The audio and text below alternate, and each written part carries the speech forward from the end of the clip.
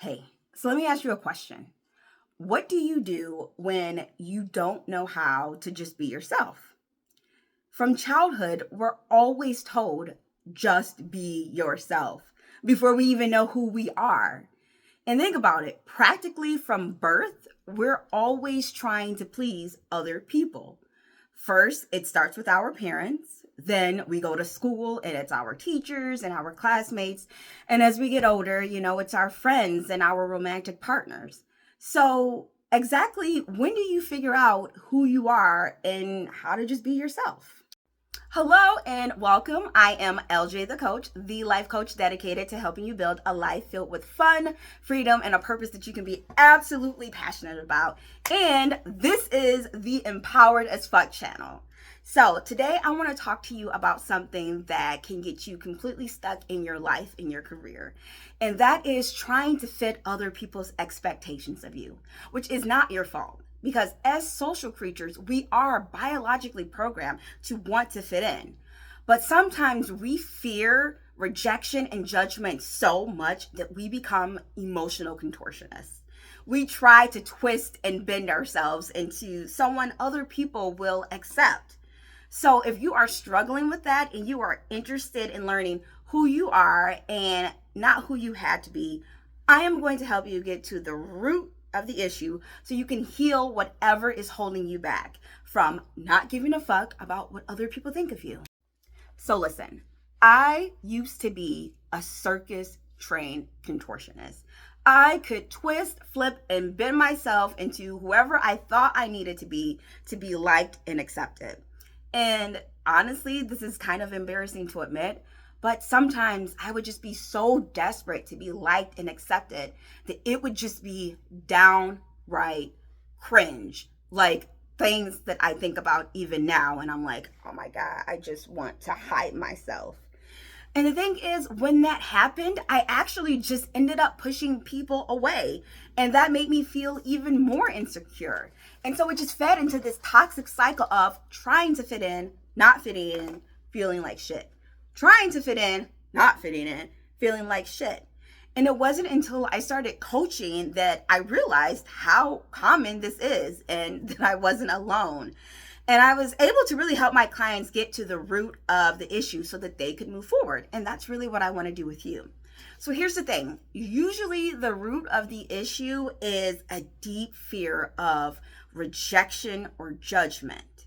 And it makes sense too from an evolutionary perspective because being a part of a group was essential for survival.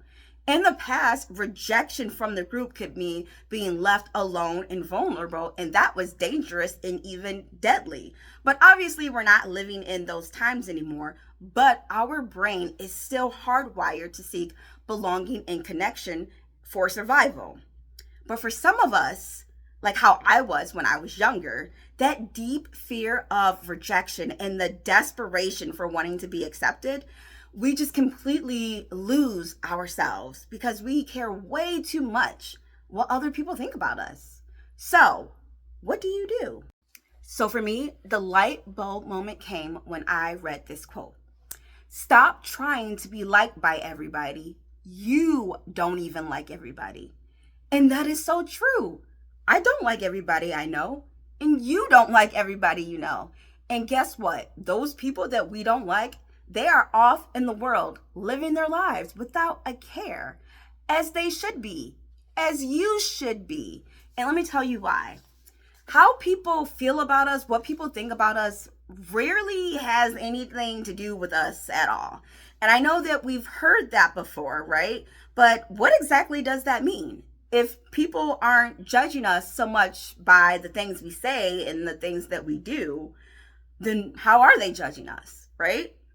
So I compiled a long ass list, and I think I'm gonna have it scrolling up just so you can see what that means, that how people think and feel about you, not only is it none of your business, it has little to do with you.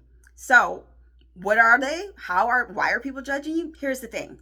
People tend to project their own insecurities onto others. They are looking at their past relationships with other people. They're judging you off of their own traumas and life experiences. They're judging you off of your gender, your race, your sexual identity, their gender, their race, their sexual identity, your looks, their current mood or mental state when they're interacting with you, their own beliefs, values, and judgment systems that may be completely different from yours, their own needs and expectations of you, how they compare themselves to you, how they compare you to other people, their own emotions, fears, and jealousies, peer pressure from their social circles, implicit bias, explicit bias, and just outright racism, their religious or cultural background, your religious or cultural background, things going on in their life that has absolutely nothing to do with you. So, the first thing you need to do is figure out who you are and who you are not. And this is the fun part. So, let's go back to the beginning and unlearn all the things that we've been taught since birth and learn how to explore our interests and abilities and discover what we're truly capable of once we're free to just be ourselves. So when I say go back to the beginning, seriously, go back to the beginning. Reconnect with your childhood dreams. What did you want to be when you grew up? What did you love doing before you got older and thought that it was unrealistic or impractical? So for me, growing up, my first dream, my first love is I wanted to be an actress. But as I got older, I knew that that was like a 1 in a million shot. And I also knew that I was going to have to help take care of my family. So I had to do something that was more practical. And I went to my second choice, which was being a therapist. So that's what I ended up pursuing. So what were you absolutely crazy about? And I'm not saying to quit your job, at least not yet anyways, but what was that passion that you have? And the next step is to chase it. Chase your passion and whatever energizes you. What makes you feel excited and alive and inspired and makes you think, yes, I need to do more of that. Whether it's taking a baking class, getting singing lessons. For me, remember, I said I wanted to be an actress. Right now, I'm taking improv classes. So go back. What was it? Do the things that bring you joy to find out what truly aligns with who you are. Now, in the same vein, number 3, and this part is really, really fun. Think about the things and the people in your life right now that drain you, that exhaust you, that you are just not happy with. And you need to start replacing them. Replacing those people and those activities with people and activities that bring you joy. So seriously, take a good look at your life ruthlessly. I did this about a year ago. I cut like 4 people out of my life because you know what? They were no longer aligned with who I was becoming. And I replaced that with activities and people who loved me, who supported me, who brought me joy, right? And as you're taking some time to discover who you are, get clear on your core values. So when I did cut those people out of my life, it was because I got clear about what I value. I value kindness. I value integrity, personal growth, creativity, spirituality. Find out what your values are because that is going to be the foundation. And let that be your guiding light in rediscovering who you are. And spend some time with yourself for some reflection and deep introspection. I love meditation and journaling, and I cannot recommend it enough. Seriously. Journaling gives you a safe space to organize your thoughts and to make sense of your emotions and just the world at large. And meditating is just so peaceful and it keeps you grounded. It's a great way to get all of the clutter out of your head. And when you meditate, you're able to connect with your most authentic self. All right. And so when you get done watching this video, I need you to do me a favor. I need you to write a resignation letter. Okay. And it doesn't have to be anything long, or if you really want to get into it, girl, let's get into it. But I need you to write a resignation letter to society.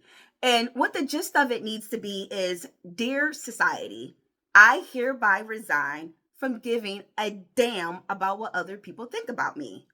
I will not be available for overthinking and second guessing myself or pleasing other people ever again. Effective immediately. Sincerely, that girl. Okay?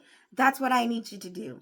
So, thank you so much. If you found this video helpful, inspiring, I'm so happy that you do. Please consider liking, subscribing, and leave some comments. I'm really excited to get comments. I really look forward to engaging with you guys. All right. Thank you so much. LJ the Coach out.